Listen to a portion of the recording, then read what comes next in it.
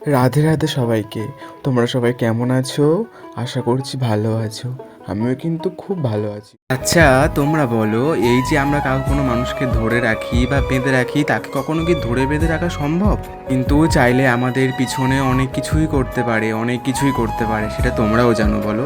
আর তুমি দেখবে, তুমি যখন একটা মানুষের ওপরে খুব বেশি নির্ভরশীল হয়ে পড়বে, তুমি সেই মানুষের কাছ থেকে সবচেয়ে বেশি আঘাত পাবে। আর তোমার আঘাত পাওয়ার জায়গাটা সে জেনেও যদি তোমাকে সেই জায়গাতে বারবার আঘাত করে, তাহলে ভাববে না কখনো সে তোমার ভালোবেসেছিল।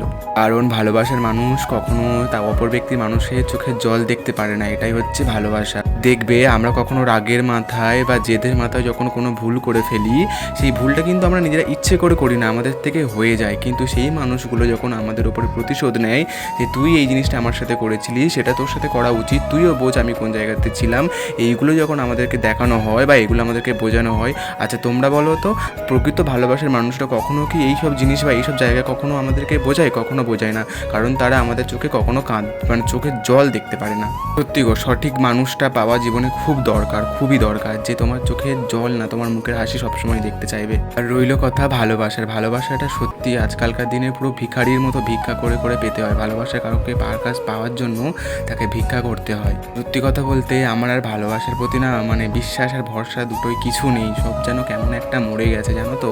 তো তোমরা ভালো থেকো, সুস্থ থেকো, ভগবানের কাছে প্রার্থনা করি তোমরা যেন খুব ভালো থেকো। তোমাদের সাথে আমার আরও অনেক গল্প হবে গো।